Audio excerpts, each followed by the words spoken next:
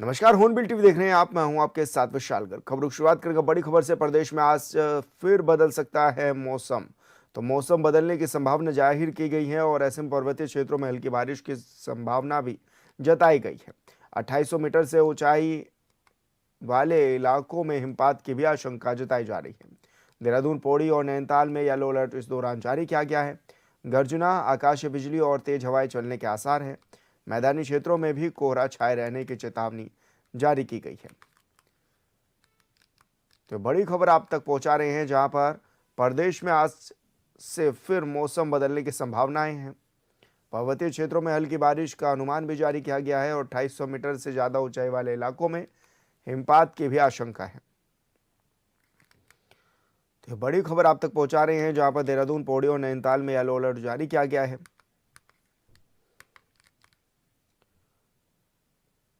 और संवाददाता योगेश आर्य हमारे साथ फोन लाइन पर जुड़ गए हैं। योगेश, किस तरह का मौसम अभी बना रह सकता है, किस तरह का अनुमान मौसम विभाग की ओर से जताया गया है?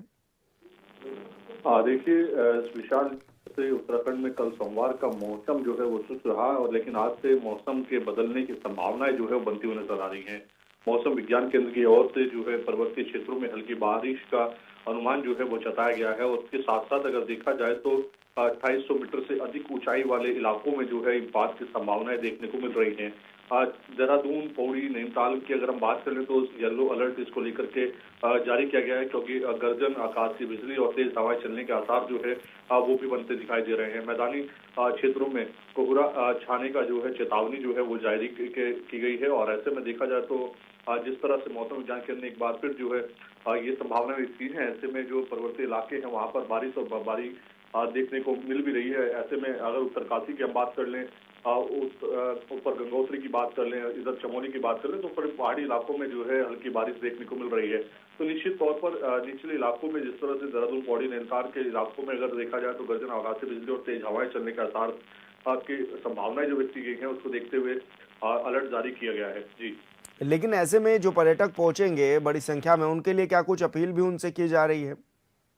देखिए, क्योंकि पर्यटक बड़ी संख्या में जो है उत्तराखंड का रुख कर रहे हैं और ऐसे में उनको लेकर के लगातार जो है अपील की जा रही है। मौसम विज्ञान केंद्र की ओर से भी कहा जा रहा है कि मौसम की अपडेट्स जो है वो देखने के बाद ही जो है पर्वतीय इलाकों का रुख करें और ऐसे में वहाँ की जो गाइडलाइंस जो जिलाधिकारी या जो जिला प्रशासन है उनकी ओर से जो जारी की जा रही है, स्थानीय प्रशासन जो साइन बोर्ड लगाकर जो अपील कर रहा है उसकी जो पूरी पालन करते हुए नजर आए, क्योंकि ऐसे में अगर आप उसका पालन नहीं करते हैं तो आपके लिए जो है नुकसानदायक हो सकता है। इसलिए साइन बोर्ड भी जगह जगह पर लगाए गए हैं कि किस तरह से जो है इन चीजों का पालन करना है, क्या दिशा निर्देश है, किस तरह गाइडलाइन जो है स्थानीय प्रशासन द्वारा जारी की गई है। तो निश्चित तौर पर ऐसे में जब मौसम बदलता है पहाड़ी क्षेत्रों में, तो ऐसे में जो वहां पर जो स्थानीय प्रशासन है वो अपनी गाइडलाइंस जारी करता है ताकि जो है सुरक्षित पर्यटक अपनी यात्रा कर सके, अपने वहां पर आना जाना हो सके। तो उसके लिए जो तैयारियां की गई है उसके लिए लगातार साइन बोर्ड और वैसे भी प्रशासनिक अधिकारी जो है अनाउंसमेंट के दौरान जो है इस तरह की अपील करते हुए नजर आ रहे हैं। जी बिल्कुल योगेश, बहुत शुक्रिया आपका तमाम जानकारी साझा करने के लिए।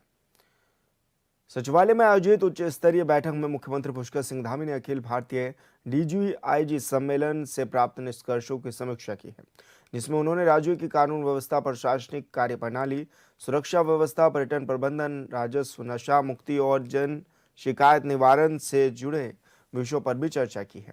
बैठक में मुख्य सचिव समेत सभी जिलों के जिलाधिकारी, वरिष्ठ पुलिस अधीक्षक, पुलिस और प्रशासन के वरिष्ठ अधिकारी भी इस दौरान मौजूद रहे।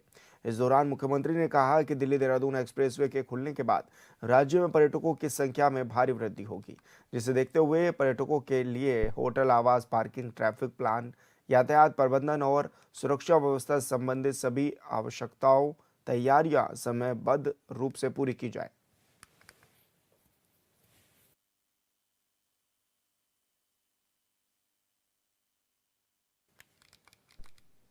मुख्यमंत्री पुष्कर सिंह धामी ने श्रमिक प्रशिक्षण प्रबंध प्रणाली पोर्टल का शुभारंभ किया है। यह पोर्टल उत्तराखंड भवन और अन्य सन्निर्माण कर्मकार कल्याण बोर्ड और श्रम विभाग की ओर से विकसित किया गया है। इसका उद्देश्य पंजीकरण, निर्माण श्रमिकों और उनके आश्रित परिजनों के कौशल विकास को पूरी तरह ऑनलाइन, पारदर्शी और तकनीक आधारित बनाना है।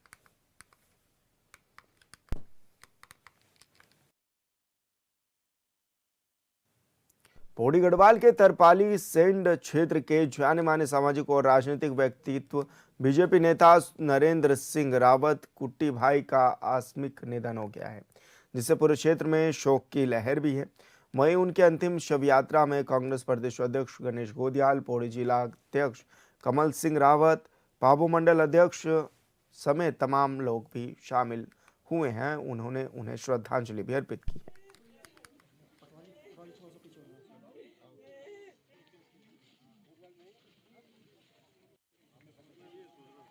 जो ये राढ़ क्षेत्र में जो क्षति हुई है, ये बहुत ही बड़ा नुकसान है। और ये जो उनका व्यवहार था बहुत ही सौम्य और सरल व्यवहार के थे और हर ज़रूरतमंद व्यक्ति के साथ में हमेशा खड़े रहते थे और एक सामाजिक ताना बाना उनका बहुत ही बढ़िया था। और आज मैं सोचता हूँ कि राढ़ को जो है एक बहुत बड़ी क्षति हुई है और हम सब लोग जो है क्षेत्रवासियों की तरफ से और सभी की तरफ से जो है हम संवेदना व्यक्त करते हैं और उस पुण्य आत्मा को भगवान से प्रार्थना करते हैं कि उनको अपने श्री चरणों में स्थान दें। जीवन में जो है मनुष्य जीवन में यही आदमी की कमाई होती है और जो आज आपने देखा सामाजिक जो यहाँ पे लोगों का जमावड़ा था, यही हमारे जीवन में असली कमाई यही होती है कि हमने जीवन में जो है अपने जो हमने कर्म किए उसमें हमने क्या कमाया और वो आज जो आपको देखने को मिला लोगों का हुजूम, तो यही सबसे बड़ी मनुष्य की जो है कमाई है। देखिए, वो बहुत ही बड़ा नाम और बहुत मेहनतकश व्यक्तित्व और मैं ये कह सकता हूँ कि बहुत बड़ी क्षति है इस क्षेत्र के लिए नहीं, प्रदेश के लिए भी। और अपनी मेहनत से वो उस बुलंदी पर पहुँचे और आज आप सब लोग देख सकते हैं। देखिए, जो अंतिम विदाई होती है उसमें आप सब लोगों ने ज़रूर देखा होगा, आम जनमानस कितनी संख्या में पहुँचा ये आप सब लोग देख रहे थे और उन्होंने क्षेत्र में बहुत सारे लोगों के लिए बहुत काम किए।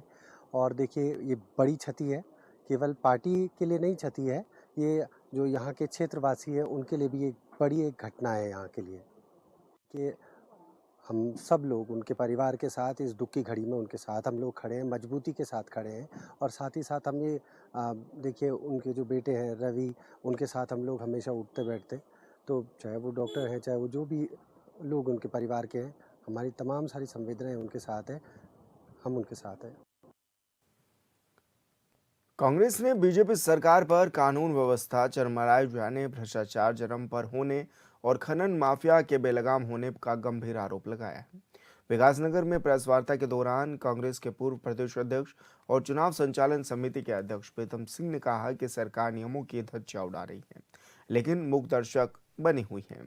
जनता सुरक्षित महसूस कर रही है और सरकार हालात पर नियंत्रण करने में विफल है। इन आरोपों के विरोध में कांग्रेस ने 16 फरवरी को राजभवन घेराव का भी ऐलान किया है। प्रीतम सिंह ने इसे जन विरोधी नीतियों के खिलाफ बड़ा आंदोलन बताया है। इस ऐलान से प्रदेश में हलचल तेज हो गई है। अब देखना हुआ है कि सरकार क्या जवाब देती है और राजनीतिक किस दिशा में बढ़ती है।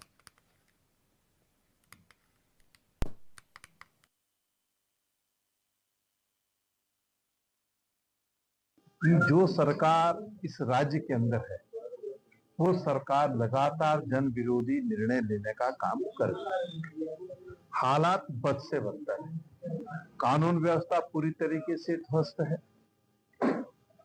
भ्रष्टाचार अपने चरम पर है, किसान सड़क पर है, नौजवान सड़क पर है, खनन माफिया, शराब माफिया, भू माफिया सरकार को संचालित करने का काम कर रहा है।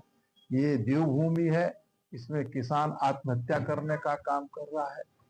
यहाँ की अर्थव्यवस्था पूरी तरीके से ध्वस्त है और सत्ता में बैठे हुए लोग जब जब चुनाव आता है तब तब जो है इस देश और प्रदेश की सांप्रदायिक सौहार्द को जो है समाप्त करने का प्रयास करते हैं। मसूरी के ऐतिहासिक और पर्यटन की दृष्टि से अहम कैमल बैक रोड के पुनर्निर्माण की दिशा में प्रशासन ने कदम तेज कर दिए हैं। लंबे समय से जर्जर हालत और कार्य में देरी को लेकर उठ रहे सवालों के बीच एसडीएम फाइनेंस के मिश्रा के नेतृत्व में सभी संबंधित विभागों के संयुक्त निरीक्षण भी किया है। करीब 3 किलोमीटर लंबी इस सड़क की मौजूदा स्थिति का जायजा लेते हुए नगरपालिका, वन विभाग, मसूरी देहरादून विकास प्राधिकरण, लोक निर्माण विभाग समेत अन्य विभागों के अधिकारियों ने पुनर्निर्माण और सौंदर्यीकरण को लेकर मंथन भी किया है। इस संबंध में अधिशासी अधिकारी गौरव भसीन ने बताया कि पालिका की ओर से पहले ही कैमल बैक रोड के पुनर्निर्माण, सौंदर्यीकरण और पर्यटकों के बैठने के लिए बेंच लगाने को लेकर डीपीआर तैयार कर शासन को भेजी जा चुकी थी, जिसे स्वीकृति भी मिल गई है। हालांकि वित्त विभाग की आपत्तियों के चलते परियोजना अटक गई है।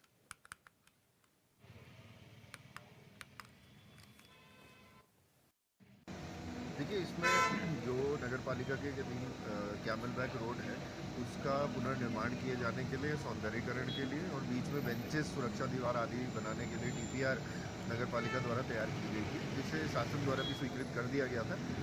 वित्त विभाग द्वारा इसमें आपत्ति लगाई गई थी कि इस पर चयन समिति की रिपोर्ट प्राप्त कर ली जाए। इसी क्रम में जिलाधिकारी महोदय के निर्देशों के क्रम में आज अपर जिलाधिकारी महोदय की अध्यक्षता में विभिन्न विभागों, जिसमें नगर पालिका, forest, PWD, mining department, revenue department सब सम्मिलित हैं, इनके द्वारा संयुक्त सर्वेक्षण किया गया और जो पूरा प्रोजेक्ट था उसकी जानकारी अपर जिलाधिकारी महोदय द्वारा प्राप्त की गई और इसकी जो रिपोर्ट है वो आने वाले दिनों में तैयार करते हुए जिलाधिकारी कार्यालय में प्रेषित कर दी जाएगी। इसके उपरांत जैसे ही धनराशि आवंटित होती है नगर पालिका को, तो इस सड़क का पुनर्निर्माण किए जाने के लिए कार्य प्रारंभ कर द्वाराहाट के त्रिमूर्ति चौक पर टैक्सी चालक स्वामी गोविंद अधिकारी ने एसटी ऑटोमेटिक टेस्टिंग सर्विस के सरकारी फरमान का विरोध करते हुए आमरण अनशन किया है। गोविंद अधिकारी का कहना है कि सरकार की ओर से यह फरमान जारी तो कर दिया गया कि एटीएस सेंटर से वाहनों की जांच कराई जाए, मगर केवल हल्द्वानी और देहरादून में ही सरकारी सेंटर खोला गया है, जिससे वाहन स्वामियों को काफ़ी दूर दूर से इन सर्विस सेंटरों में जाना पड़ता है, जिससे समय और धन का नुकसान हो रहा है। उन्होंने मांग करते हुए कहा है कि हर आरटीओ कार्यालय या हर जिले में सरकारी सेंटर खोले जाएं। पहले तो आपके चैनल को मैं बहुत बहुत धन्यवाद देता हूं। आप यहां पे आए, आपने हमारी आवाज़ को उठाने का जो जिम्मा लिया है, मैं आपको बहुत बहुत धन्यवाद देता हूं। और आप जो कह रहे हैं कि माँ टैक्सी यूनियन जो यहाँ की है, जिसके अध्यक्ष भाई दीपक चौधरी जी हैं, मैंने उनसे 2 बार कहने के बाद भी वो यहाँ पर नहीं आए, उसमें मैं कुछ नहीं कह सकता हूँ और यूनियन के बारे में मैं ज़्यादा कुछ कहूँगा भी नहीं, क्योंकि ये मेरे विचारों की लड़ाई है, मेरी अपनी लड़ाई है, मेरे भाई लोगों की लड़ाई है, जिनके साथ मैं कंधे से कंधा मिला के मेरे भाई लोग मेरे साथ हैं, मैं उनकी लड़ाई लड़ रहा हूँ। मुझे इससे ज़्यादा टैक्सी यूनियन पे कुछ नहीं कहना है। एटीएस पे बताइए। एटीएस पे देखिए, मैं कहना चाहता हूँ सरकार से, इसमें जल्दी से जल्दी निर्णय लीजिए। एटीएस सेंटर हमारे रानीखेत में ही हो, जैसे चल रहा था वैसे ही हो, आरटीओ में ही होना चाहिए। देखो, पिथौरागढ़ सीमांत इलाका होने के कारण दूर दूर से पूरे कुमाऊँ के लोग, एक ही सेंटर इन्होंने जो अड्डा बना दिया है कमाई का अपना हल्द्वानी में, बहुत दूर से लोगों को आना पड़ रहा है, ऐसा हम नहीं होना चाहिए। लोहाघाट नगर पालिका परिषद ने पर्यावरण संरक्षण और ठोस अपशिष्ट प्रबंधन की दिशा में सराहनीय पहल की है। जिलाधिकारी मनीष कुमार के निर्देश पर अनुपयोगी वेस्ट टायरों और टीन के टुकड़ों को रचनात्मक ढंग से दोबारा उपयोग किया जाएगा, जिससे क्रिएटिव स्टूल, बच्चों के खेलने के खिलौने और रंग बिरंगे कार्टून आकृतियां तैयार की गई हैं, जो पार्कों और सार्वजनिक स्थलों को सुंदर, जीवंत और बाल मित्र बना रही हैं। पालिका अध्यक्ष गोविंद वर्मा और अधिशासी अधिकारी सौरभ नेगी ने बताया कि स्थानीय कर्मचारियों और युवाओं की भागीदारी से टायरों को साफ कर रंग रोगन और कलात्मक डिजाइन देकर उपयोगी बनाया गया है। इससे बच्चों में खेलने की रुचि बढ़ी है और पुनर्चक्रण और स्वच्छता का सकारात्मक संदेश भी फैल रहा है। ऐसा है, हमारे कुछ जैसे कार के टायर है और तो लोहा लक्कड़ है, जो कबाड़ के आइटम थे और बिकने में बहुत कम पैसे में बिकते थे वो, और जिससे कि एक हमारे विचार में आया कि क्यों ना हम इससे ऐसी कलाकृतियाँ बनाएं जिससे कि लोगों को भी आकर्षण का केंद्र बने और हमारे पार्कों की और चौराहों की भी शोभा बढ़ाए। इसको देखते हुए हमने पुराने टायर हो गए और लोहा लक्कड़ हो गया, जो पुराने थे, इसको एक कलाकृति का रूप दिया और जिसको कि लोगों द्वारा काफ़ी सराहा जा रहा है। और जो खिलौने हैं और सुंदर कलाकृतियाँ हैं, उसमें विभिन्न प्रकार के हमने खिलौने बना रखे हैं, जो बच्चों के मनोरंजन के साथ साथ सेल्फी पॉइंट का भी काम कर रहे हैं। और आने वाले समय में और भव्य और दिव्य प्रकार के हम इस प्रकार से आइटम से बनाएंगे, जिससे कि लोहाघाट की सुंदरता पर चार चांद। नारायणबगड़ विकास खंड की पहली बीडीसी बैठक ब्लॉक सभागार में संपन्न हुई है, जिसमें सड़कों की दयनीय स्थिति पर जनप्रतिनिधियों ने संबंधित कार्यदायी संस्थाओं के विभागीय अधिकारियों से तीखे सवाल भी किए हैं, जिनका जवाब देने में अधिकारी भी असहज नजर आए। वहीं लोक निर्माण विभाग के गोलमोल जवाबों और विभाग की बदहाल पड़ी सड़कों पर जनप्रतिनिधियों ने नाराजगी भी जताई है। बता दें कि जिला परियोजना निदेशक आनंद सिंह और थराली विधायक गोपाल राम टमटा ने कार्यक्रम का शुभारंभ किया। बैठक में ब्लॉक प्रमुख नारायणबगड़ गणेश चंदोला की अध्यक्षता में तमाम विभागीय अधिकारियों के समक्ष पंचायत प्रतिनिधियों ने अपनी समस्याएं भी रखी हैं। पहली बीटीसी की बैठक हो रही है। इसमें जो मुद्दे हैं, सबसे ज़्यादा मुद्दे जो आपने देखा होगा वहाँ पर पीडब्ल्यूडी से संबंधित है। तो हमने पीडब्ल्यूडी के लिए एक निर्देशित भी करा हुआ है और हमने स्वयं से भी एक फैसला लिया हुआ है कि उसके लिए हम एक कमेटी का निर्माण करेंगे। उस कमेटी में हम प्रधानों को रखेंगे, क्षेत्र पंचायत सदस्यों को रखेंगे, माननीय जिला पंचायत सदस्यों को रखेंगे। और वो कमेटी क्योंकि हमारी कई रोड हैं, जैसे यहाँ पर हमारा ब्लॉक मुख्यालय से जुड़ा हुआ गांव केवर है और हमारा और भी तमाम रोडें हैं जो अभी तक नहीं बन पाए हैं और अभी चुनाव बहिष्कार तक की नौबत है। चुनाव बहिष्कार हो जा रहा है रोड न पहुंचने के कारण। तो इसके लिए हम एक समिति का निर्माण करेंगे और वो समिति इस पर विशेष फोकस करेगी। रूप से विकासखंड नारायणबगड़ की ये पहली बीडीसी की बैठक थी, जिसमें हमारे तमाम जिला पंचायत के सम्मानित सदस्यगण, क्षेत्र पंचायत के सदस्यगण और हमारे प्रधानगण और तमाम विभाग के कर्मचारी अधिकारीगण इसमें मौजूद हैं। और क्योंकि पहली बैठक थी और मैं समझता हूँ कि जनप्रतिनिधियों में एक उत्साह भी था और कहीं न कहीं अपने क्षेत्र के प्रति, समस्याओं के प्रति उनके मन में एक ये भी था कि हम त्वरित गति से अपने कामों को कराएं। विशेष रूप से जो पीडब्ल्यूडी की जो सड़कों का मामला था वो सबसे ज़्यादा यहाँ पर आया है और उसके बाद PM10 की भी सड़कों पर बात आई है। लेकिन ये निश्चित रूप से मैं ये कहना चाहूँगा कि ये पर्वतीय क्षेत्र है और इस समय आपदा से पूरा थराली हमारा प्रभावित रहा है और कहीं न कहीं उससे हमारी जो सड़कों की क्षति हुई है बहुत अत्यधिक हुई है। तो हम शासन स्तर पर इसके प्रस्ताव बनकर के एस्टिमेट बनकर के शासन स्तर पर जा रहे हैं, DM के स्तर से भी जा रहे हैं। तो ये इसमें और इसमें काफ़ी धनराशि इसमें मिल भी गई है, लेकिन आगे भी इसमें शासन स्तर पर इसमें पैसा मिलना है और निश्चित रूप से यहाँ पर जो नुकसान हुआ है उसकी भरपाई होगी। और संवाददाता मोहन गिरी हमारे साथ फोन लाइन पर जुड़ गए हैं। मोहन, किस तरह की बैठक रही और क्या कुछ इसमें खामियां भी देखने को मिली?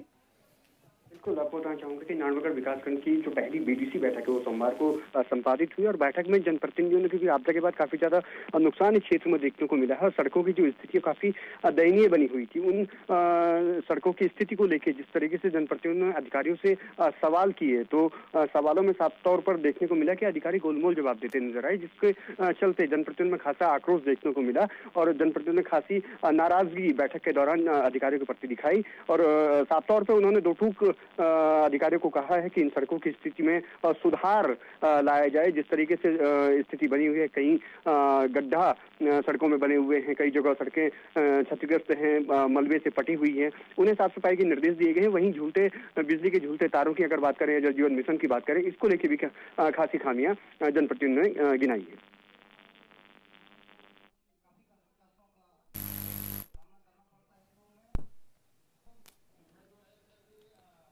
हरिद्वार के उत्तराखंड संस्कृत विश्वविद्यालय में छात्राओं को सेल्फ डिफेंस की ट्रेनिंग दी जा रही है।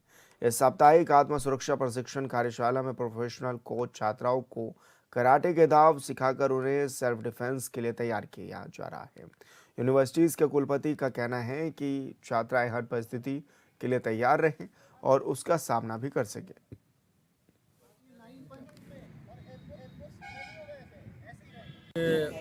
उत्तराखंड संस्कृत विश्वविद्यालय में आत्मरक्षा का प्रोग्राम आयोजित किया गया है, जिसमें हम 7 दिन तक आत्म सुरक्षा प्रशिक्षण देंगे और जो हरिद्वार के इस विषय में बहुत ही प्रशिक्षित प्राध्यापक हैं उनको हम लोगों ने आमंत्रित किया है। जो बच्चे हैं ऐसे कर्म में प्रवृत्त नहीं होते। चूँकि हम लोग संस्कृत विश्वविद्यालय और हमारे बच्चे जो हैं वो सभ्य और संस्कृति निष्ठ होते हैं, लेकिन ये हमारे बच्चे जा कर के समाज में भी ये शिक्षा देते हैं कि हम समाज को किस तरह से अच्छी प्रकार रखें और हमारी जो बच्चियां हैं उनको भी हम आत्म सुरक्षा प्रशिक्षण का कार्य आत्म सुरक्षा प्रशिक्षण प्रदान कराते हैं। तो ये मुझे लगता है प्रतिवर्ष का हमारा कार्यक्रम है और प्रत्येक जो हमारी छात्रा है और जो हमारे छात्र हैं वो इसमें भाग लेते हैं। उत्तराखंड संस्कृत विश्वविद्यालय बच्चों के सर्वांगीण विकास को हमेशा ही महत्व देता है और जैसा हम आजकल देख रहे हैं समाज के विभिन्न क्षेत्रों में एक असुरक्षा की भावना व्याप्त है और इसको हम जेंडर न्यूट्रल रख रहे हैं इसलिए क्योंकि आत्म सुरक्षा जितनी महिलाओं को चाहिए उतनी पुरुषों को भी चाहिए। तो समाज के प्रत्येक क्षेत्र में हर चुनौती के लिए हमारे बच्चे तैयार हों, ऐसी हमारी मंशा रहती है और इसी के तहत ये हम साप्ताहिक आत्म सुरक्षा कार्यशाला का यहाँ पे आयोजन कर रहे हैं। चंपावत पुलिस की नशा तस्करों के खिलाफ बड़ी कार्रवाई देखने को नजर आ रही है। इस क्रम में लोहाघाट पुलिस ने एक स्मैक तस्कर को पकड़ने में सफलता हासिल की है। वहीं थाना अध्यक्ष लोहाघाट अशोक कुमार सिंह ने बताया कि चेकिंग अभियान के दौरान पुलिस ने नशा तस्करों को 4 ग्राम स्मैक के साथ गिरफ्तार किया है।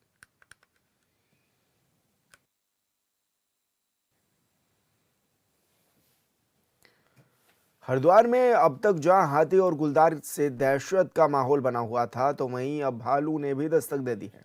दरअसल लालढांग क्षेत्र के पेली पड़ाव गांव में पिछले कई दिनों से भालू की आवाजाही दर्ज की जा रही है। हालांकि भालू ने किसी ग्रामीण पर हमला तो नहीं किया, लेकिन ग्रामीण दहशत के साए में जीने को मजबूर है।